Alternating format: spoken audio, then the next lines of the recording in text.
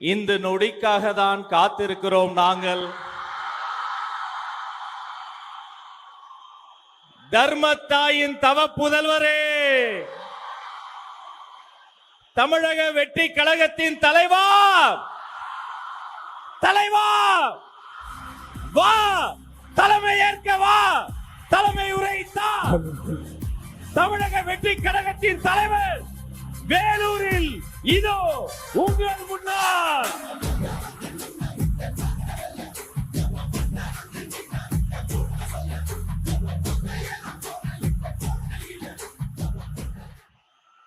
எங்க ஓட்டு எங்க உரிமை.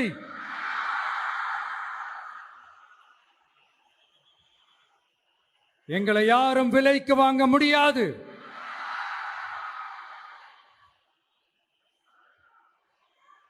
எங்க ஓட்டு விசில் சின்னத்துக்கு தான்.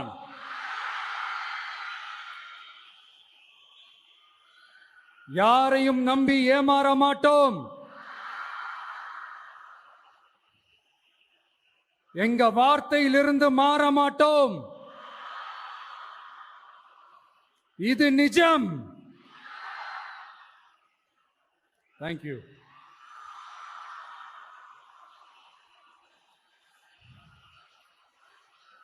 ஒரு குட்டி கதையிலிருந்து ஆரம்பிப்போமா?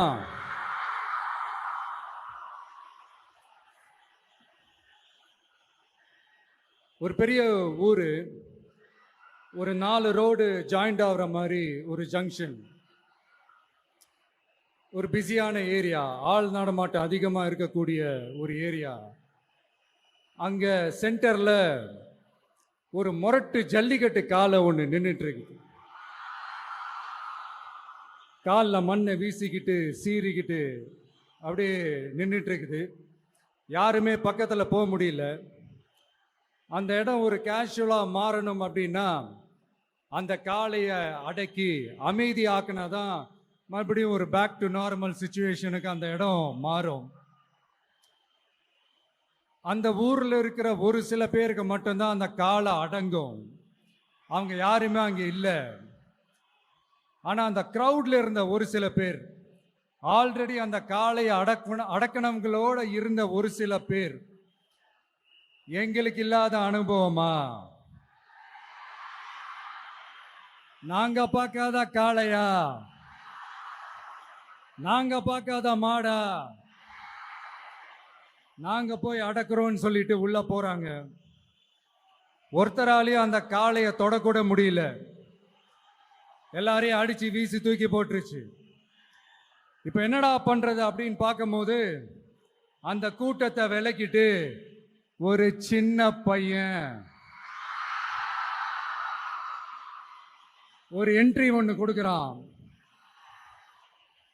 உங்களுக்கு தான் தெரியும்ல, டேய் எங்களாலே முடியல, நீ எல்லாம் என்னத்தை போய் கிழிக்க போற, எங்களுக்கு அவ்வளோ அனுபவம் இருக்குது, நாங்களே அடிபட்டு ஓரமா படுத்து கிடக்கிறோம், இவன் விளையாட்டுத்தனமா ஏதோ பண்ணிட்டு கிடக்கிறான், பாவம் அந்த காளைகிட்ட போய் அடிபட்டு சாவ போறான், பச்சா பையன், அந்த பையன், இந்த பையன், அண்டர் எஸ்டிமேட் பண்றது, ஏளனமா பேசுறது, இப்படி ஒரு பக்கம். இன்னொரு பக்கம் பரிதாபப்பட்டு, ஐயோ பாவமே, இப்படி தனியா போய் மாட்டிக்கிட்டானே அந்த காளைகிட்ட, என்ன பண்ண போறானோ அப்படின்ட்டு ஒரு பக்கம் பரிதாபப்பட்டு பேசுறாங்க. அந்த சின்ன பையன் எதுவுமே காதலையே போட்டுக்காம 2 பாக்கெட்லையும் கையை விட்டுக்கிட்டு ஸ்டைலா கெத்தா தில்லா அப்படியே உள்ள போறான். ஒரு ஸ்டெப் எடுத்து வைக்கிறான், அந்த காலை அப்படியே சீறிக்கிட்டே நின்றுட்டு இருக்குது. இன்னொரு ஸ்டெப் எடுத்து வைக்கிறான், காலை அப்படியே சீறிக்கிட்டே முன்னாடி வருது. மக்கள் எல்லாரும் பதட்டத்தோட அப்படியே பார்த்துட்டு இருக்கிறாங்க. இன்னொரு ஸ்டெப் எடுத்து வைக்கிறான், காலை அப்படியே முட்டை வரும்போது பாக்கெட்டுக்குள்ள மறைச்சு வச்சிருந்த 2 புல்லுக்கட்டு அதை அந்த காலை கிட்ட காட்டுறான். காலை அப்படியே சடனா வந்து நின்று அது மூடெல்லாம் மாறி அந்த புல்லுக்கட்டை சாப்பிட ஆரம்பிச்சிருச்சு. அந்த சின்ன பையனும் அந்த காளையை அப்படியே தடவிக்கிட்டு வரான்.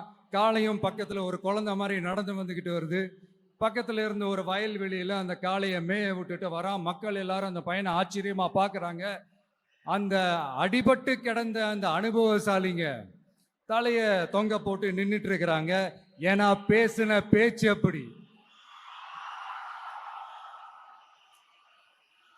வாய் இருக்குன்றதுக்காக நக்கலுமா நையாண்டியுமா நச நச நச நசன் ஒரே பேச்சு. என்ன பண்றது? தலையை குனிஞ்சு அப்படியே நின்றுட்டு இருக்கிறாங்க. அங்க ஒரு பெரியவர் வர்றார். வந்து அந்த பையன்கிட்ட கேட்கிறாரு, எப்படிப்பா இப்படி ஒரு முரட்டு காலை சீறிட்டு நின்றுட்டு இருந்தது, எப்படி அந்த காலை அடக்கின அப்படின்னு கேட்டதுக்கு அந்த பையன் சொல்றான், ஐயா எனக்கு அந்த காளையை பார்த்தா கோபமா இருந்த மாதிரிலாம் எனக்கு தெரியல, அந்த காலை பசியோடு இருந்த மாதிரி இருந்தது. அதனால தான் அந்த புல்லுக்கட்டை காமிச்சவொடனே ஓகே நமக்கு தேவையானது கிடைச்சிருச்சு அப்படின்னோடனே அந்த புல்லுக்கட்டை சாப்பிட்டுட்டு நம்மளோட அப்படியே ஜாலியாக வாக்கிங் வந்துருச்சு அப்படின்னு சொன்னான். இதை கேட்ட அந்த பெரியவர் சொன்னாராம்,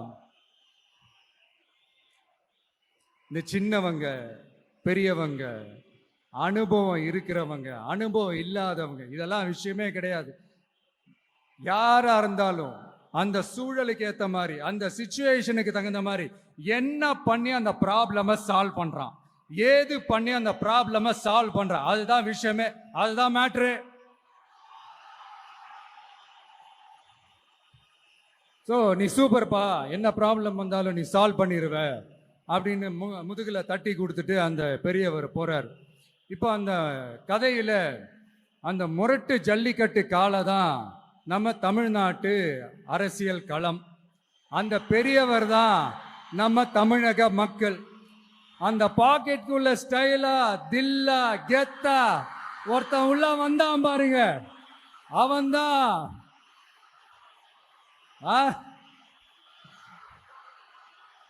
நான் இல்லைங்க, நான் இல்லை, நானு நீங்க நாம எல்லாருமா சேர்ந்து மாபெரும் மக்கள் சக்தியா இருக்கக்கூடிய நம்ம டிவிகே, அதுதான் அந்த சின்ன பையன்.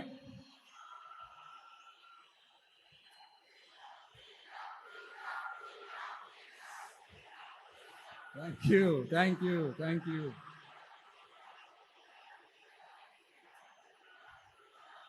மக்களை நேசிக்கிற ஒரு நல்ல தலைமை இல்லாததுனால இத்தனை வருஷமா வேற வழி இல்லாம ஸ்டாலின் சார் கொடுத்த அந்த பொய்யான வாக்குறுதிகள் எல்லாத்தையும் நம்பி ஏமாந்த நம்ம மக்களுக்கு சரியான நேரத்தில் ஒரு வெகுஜன மக்கள் இயக்கமா வந்தது தான் நம்ம டிவிக்கு.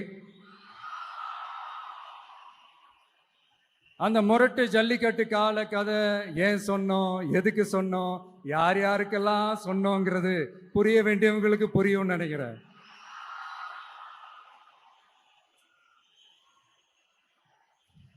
இப்போ நாம ஒவ்வொரு வீட்டில் உயிரா உணர்வா இருக்கிறோம். ஆனா நான் உங்க எல்லாரையும் நேரில் சந்திக்கணும், நீங்க இருக்கிற ஊருக்கே உங்களை சந்திக்கணும் அப்படின்றது தான் எனக்கு மனசுல இருக்கிற ஒரு பெரிய ஆசை. ஆனா அந்த சிச்சுவேஷன் ஒரு எதிர்கட்சியா இருந்து கேள்வி கேட்டுட்டு இருக்கிற இந்த நேரத்துல நமக்கு எதிராக என்ன சூழ்ச்சிகள்லாம் நடக்குதுன்றது உங்க எல்லாருக்குமே நல்லா தெரியும். அதனால இப்போ உங்களுக்கு ஒரு வாக்குறுதியை கொடுக்கிறேன், நம்மளுடைய ஆட்சி அமைஞ்சதும் ஒவ்வொரு கிராமத்துக்கும் நான் நேரடியா வந்து என்னுடைய சொந்தங்களாகிய உங்க எல்லாரையும் நான் சந்திக்கிறேன்.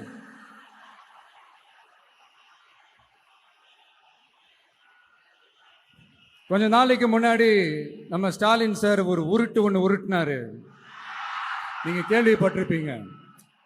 இப்ப வரப்போற எலெக்ஷன் எதுக்கான எலெக்ஷன்? நம்ம சட்டமன்ற தமிழ்நாடு சட்டசபைக்கான ஒரு தேர்தல் இல்லையா?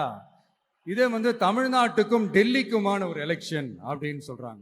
இன்னும் கொஞ்சம் மேல போய் தமிழ்நாட்டுக்கும் என்டிஏவுக்குமான ஒரு எலெக்ஷன் அப்படின்னு சொல்றாங்க.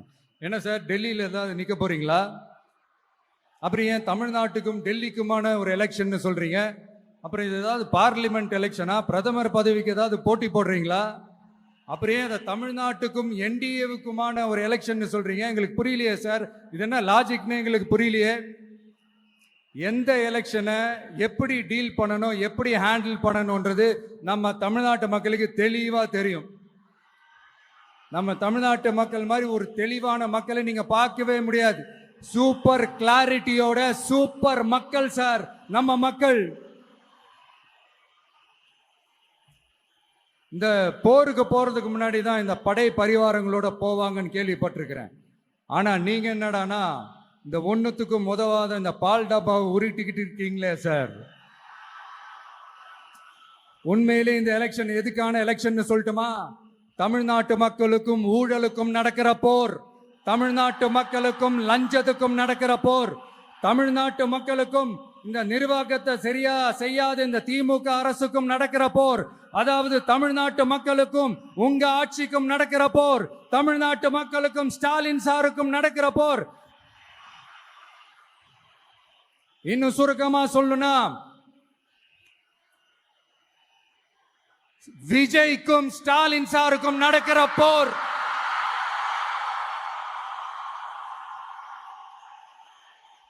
இதுக்கு நடுவுல இந்த என்டிஏ டெல்லி இதெல்லாம் என்ன லாஜிக்னே புரிய மாட்டேங்குது சார். தமிழ்நாடு தான் விஜய், இந்த விஜய் தான் தமிழ்நாடு. தூய சக்தி டிவிகேவுக்கும் தீய சக்தி டிஎம்கேவுக்கும் தான் இந்த போர்.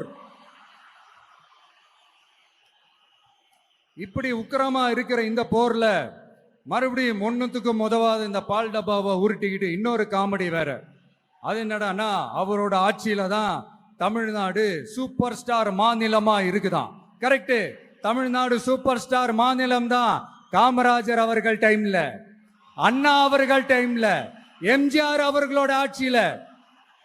இன்னைக்கு ஒண்ணுத்துக்கும் உதவாத இந்த உல்டா மாடல் ஆட்சியில தமிழ்நாடு சூப்பர் ஸ்டார் மாநிலமாலாம் ஒண்ணு இல்ல, சூப்பர் ஸ்டாண்ட் அப் காமெடிக்காரர் நடத்துற மாநிலமா மாறிடுச்சு. மக்களே, உங்களுக்காக மட்டுமே தான் வர தடைகள், சதிகள், சூழ்ச்சிகள் எல்லாத்தையும் தாண்டி இந்த 2026 இந்த தேர்தல்ல டிவிக்கு தில்லா நிற்கும்.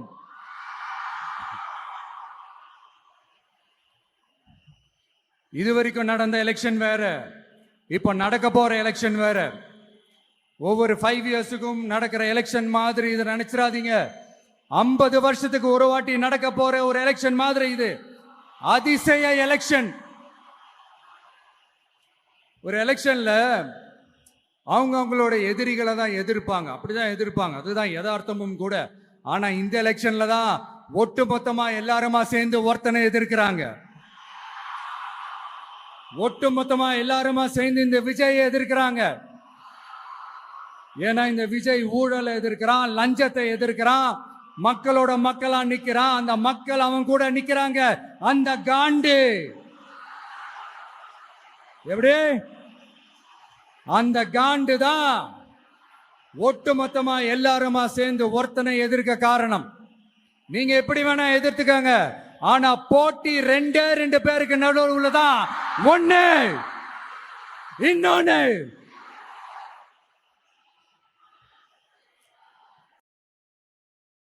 இந்த எலெக்ஷன் டேல மேக்சிமம் என்ன பண்ணுவீங்க? போவீங்க, ஓட்டு போடுவீங்க, வருவீங்க, அவ்வளவுதான் உங்களுடைய பார்ட்டிசிபேஷன். ஆனா இந்த எலெக்ஷன்ல நீங்க பங்கெடுத்துக்க போறீங்க. எஸ், உங்க வீட்டில் இருக்கிற ஒரு விஜய் தான், உங்க வீட்டில் இருக்கிற ஒரு விஜய் தான் வேட்பாளரா நிக்க போறாங்க. உங்க வீட்டில் நிக்கிற ஒரு வேட்பாளர்னா அப்போ உங்க வீட்டில் இருக்கிற மத்தவங்க எல்லாருமே வாக்காளர்கள் தானே. உங்க அம்மா, உங்க அப்பா, உங்க அண்ணன், உங்க தம்பி, உங்க சொந்தம் டிவிக்கே வேட்பாளர் அப்படின்னா அப்போ உங்க ஓட்டு விசில் சின்னத்துக்கு தான் எல்லாருக்குமே தெரியும். ஏன், நம்மளோட எதிரிங்களுக்கு கூட அது நல்லாவே தெரியும். அதனாலதான் நமக்கு எதிராக அவ்வளவு அவதூறு பரப்புறாங்க. என்னென்ன அவதூறு பரப்புறாங்கன்றது உங்களுக்கே நல்லா தெரியும். ஆனா அவங்களுக்கு தெரியாது, என் மேல அவதூறு பரப்புனா அது மக்கள் மேல அவதூறு பரப்புற மாதிரின்னு. எனக்கு அரசியல் தெரியலன்னு சொன்னா அது மக்களுக்கு அரசியல் தெரியலன்னு சொல்ற மாதிரின்னு. என்ன அசிங்கமா பேசுனா அது மக்கள் அசிங்கமா பேசுற மாதிரின்னு. எனக்கு எதிராக செய்யற ஒவ்வொரு செயலும் அது மக்களுக்கு எதிராக செய்யற செயல் அவங்களுக்கு தெரியாம போச்சு. இந்த விஜயும் மக்களும் வேறு வேறு இல்லை. இந்த விஜயும் மக்களும் ரத்தமும் சதையும் மாறி, உடலும் உயிரும் மாறி, ஒன்னிலிருந்து ஒண்ண பிரிக்கவே முடியாது. எஸ், சென்சிட்டிவான சென்டிமெண்ட், அது சென்சிட்டிவான சென்டிமெண்ட். இதை யாரும் அசைக்க முடியாது. மக்களை நேசிக்கிற விஜய் வேணுமா, மக்கள் விரோத ஆட்சி நடத்துற ஸ்டாலின் சார் வேணுமா? இந்த விஜய் நம்புறீங்களா, ஸ்டாலின் சார் நம்புறீங்களா? proof, this is the proof.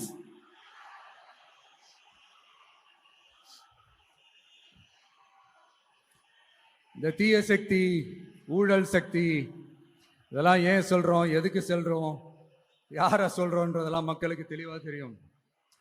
அதே மாதிரி டிவி கேவுக்கு போட்டி டிஎம்கே தான்றதும் மக்களுக்கு தெளிவா தெரியும். அப்படி இருக்கும்போது நாம ஏதாவது பேசினா வாண்டடா சில பேர் வந்து வண்டியில ஏறி உட்காந்துக்கிறாங்க. ஆமா, வாண்டடா சில பேர் வண்டியில ஏறி உட்கார்ந்துக்கிட்டு குரல் கொடுக்கறாங்க. சீரியஸா ஒரு போட்டி நடந்துகிட்டு இருக்கும் போது இங்க காமெடிக்கெல்லாம் இடம் இல்லை பாஸ். இதெல்லாம் மக்களுக்கு தெளிவா தெரியும். இந்த நேரத்தில் ஒரு சீரியஸ் கேள்விய இன்னைக்கு இருக்கிற மிகப்பெரிய அரசியல்வாதிங்க கிட்ட கேட்கணும்னு நான் நினைக்கிறேன். நீங்க அரசியலுக்கு வர்றதுக்கு முன்னாடி உங்ககிட்ட இருந்த சொத்து எவ்வளோ? அரசியலுக்கு வந்ததுக்கு அப்புறம் இன்னைக்கு உங்ககிட்ட இருக்கிற சொத்து எவ்வளோ? அதை ஓபனா டிக்ளேர் பண்ண முடியுமா?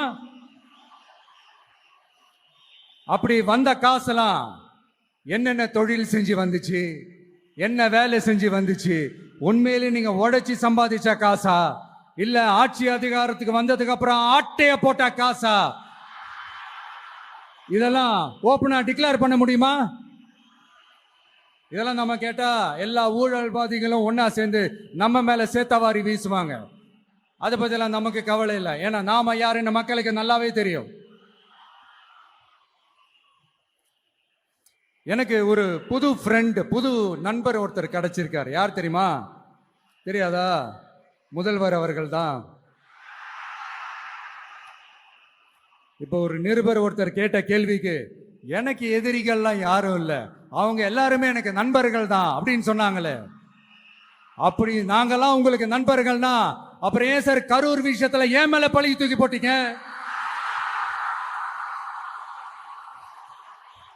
உங்களுக்கு மனசாட்சின்னு ஒண்ணு இருந்தா அப்படி பேசிருப்பீங்களா?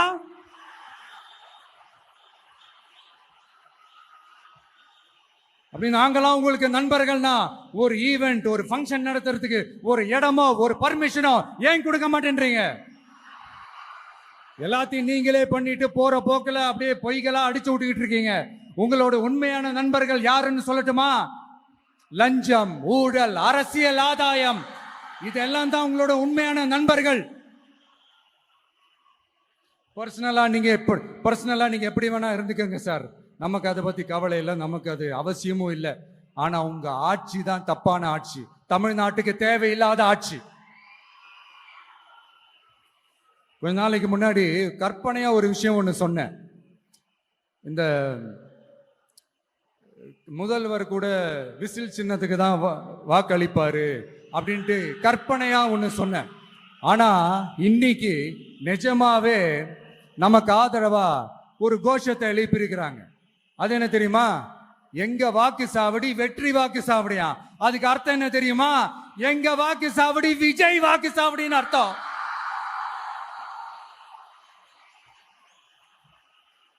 அது சரி, மக்களோட இந்த ஆதரவை பார்த்துட்டு அவர் அறியாமலே எப்படி பேசிட்டாரு என்னமோ தெரியல. 50 வருஷம் எக்ஸ்பீரியன்ஸ் அரசியல்ல, உண்மை என்னன்னு ஒத்துக்கிட்டு தானே ஆகணும்.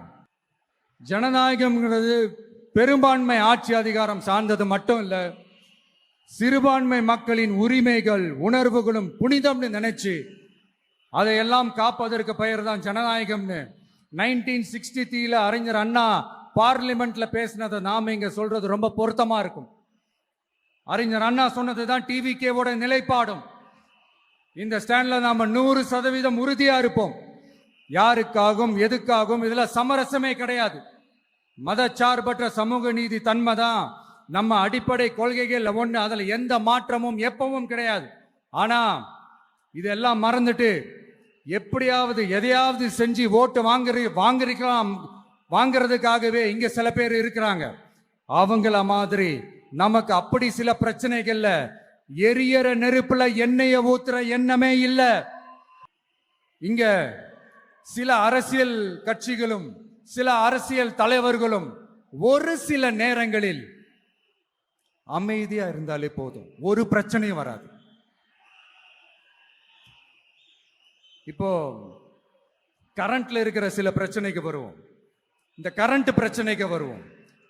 மாசம் மாசம் கரண்ட் பில்லு கட்டுற மாதிரி மாத்துவோம்னு சொன்னீங்களே, செஞ்சீங்களா? நிறைய வீடுகள்ல 100 யூனிட் தான் அந்த கரண்ட் செலவாகுது ஒரு மாசத்துக்கு.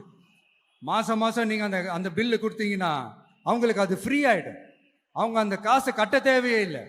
ஆனா 2 மாசத்துக்கு ஒரு வாட்டி அந்த பில்லு கொடுத்தீங்கன்னா, இப்ப சப்போஸ் அது 200 யூனிட்டுக்கு மேல போச்சுன்னா அது அவங்களுக்கு ஒரு மிகப்பெரிய சுமை தானே. இது எந்த கணக்குல எடுத்துக்கிறது? ஒரு மாதிரி ஒரு மாடர்ன் கரப்ஷன் அப்படின்னு எடுத்துக்கலாமா? அடுத்து பஸ் வசதி. நிறைய கிராமங்கள்ல பஸ் வசதி இல்லைன்னு சொன்னா இந்த ஒட்டுமொத்த திமுக அரசும் கத்திக்கிட்டு வந்துருவாங்க. நாங்க பஸ் விடாத கிராமங்களே இல்ல அப்படின்னு சொல்லுவாங்க.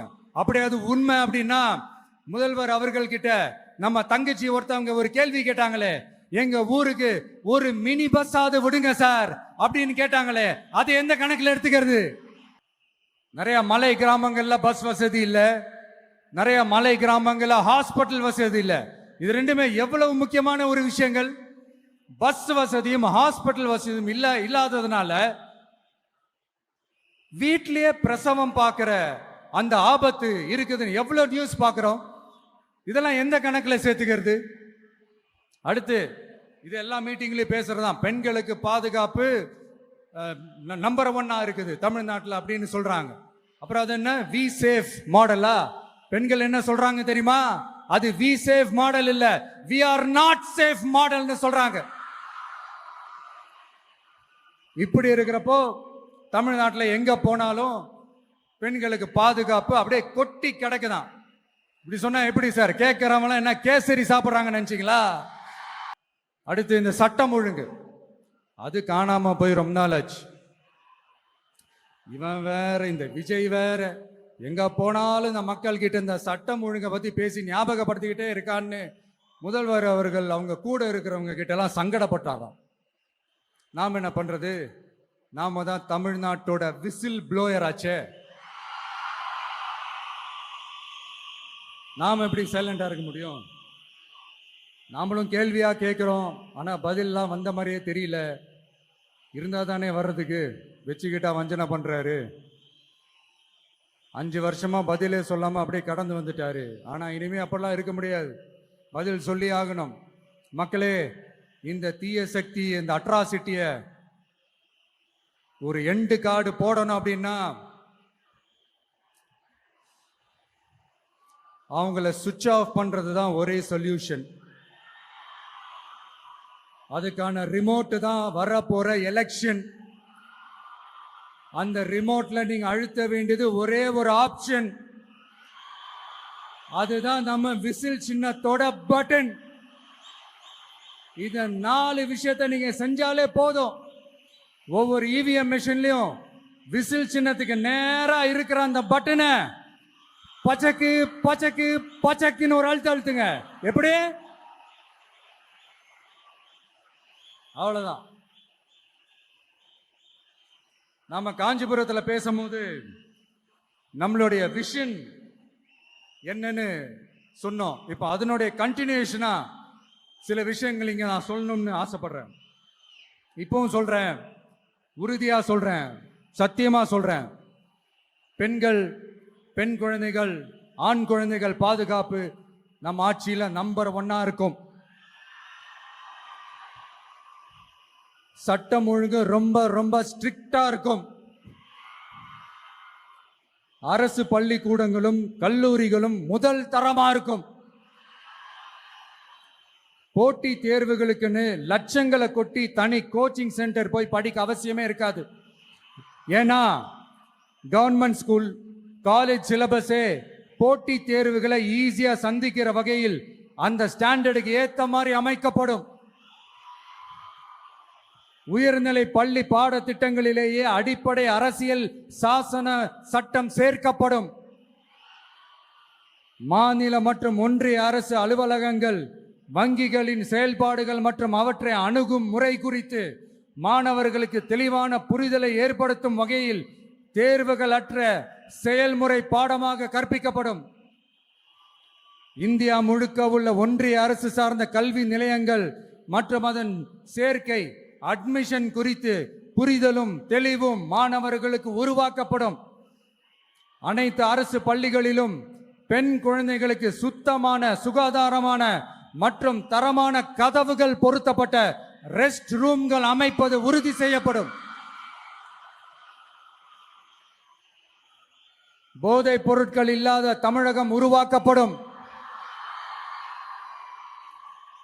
மாவட்ட கலெக்டர்கள் மற்றும் எஸ்பிக்களில் சரி பாதி பெண்களாக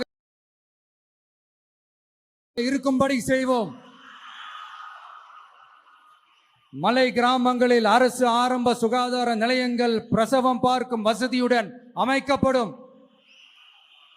பஸ் போக்குவரத்து இல்லாத கிராமங்கள் மற்றும் மலை கிராமங்களே இல்லை என்ற நிலை உருவாக்கப்படும். ஏற்கனவே அமைப்பு சாரா தொழிலாளர்கள் அமைப்பு இருந்தாலும் ஆட்டோ, டாக்ஸி மற்றும் லாரி டிரைவர்களுக்கென அவர்களின் நலன்களுக்காகவும் குடும்ப நலன்களுக்காகவும் தனியாக நல வாரியம் அமைக்கப்படும். தென் தமிழகம் உட்பட தமிழகத்தின் தேவையான பகுதிகளில் தொழிற்சாலைகள் அமைக்கவும் தொழில் வளம் பெருக்கவும் தனி கவனம் செலுத்தப்படும். விவசாயிகள், மீனவர்கள் மற்றும் நெசவாளர்களின் கருத்துக்களை அறிந்து அவர்களுக்கான திட்டங்கள் காலத்தின் தேவைக்கேற்ப உருவாக்கப்படும். இப்போ நம்ம ஸ்டாலின் சார் அறிவாலயம் பக்கத்தில் யாரு நடந்து போனாலும், அறிவாலயம் பக்கத்தில் யாரு நிழலுக்கு ஒதுங்கினாலும் கூட்டணியில சேர்த்துக்கிறாரு. அந்த வச்சிருக்கிற பணத்துல ஒரு பங்கு ஒண்ணு கொடுத்து அதுக்கு பேர் கல்லாப்பெட்டி கூட்டணின்னு வச்சிருக்கிறேன். இந்த கல்லாப்பெட்டி கூட்டணியை ரொம்ப கஷ்டப்பட்டு சேர்த்திருக்கிறார். ஆனா அவருக்கு நான் சொல்றேன், இந்த அறத பழைய கூட்டணி கணக்குகளோ இந்த கொள்ளையடிச்ச பணத்தையே வச்சு எங்க மக்களை ஏமாத்தி எல்லாம் ஜெயிக்க முடியாது. ஏன்னா இது மாபெரும் மக்கள் சக்தியான வித்தியாசமான விசில் புரட்சி எலெக்ஷன்.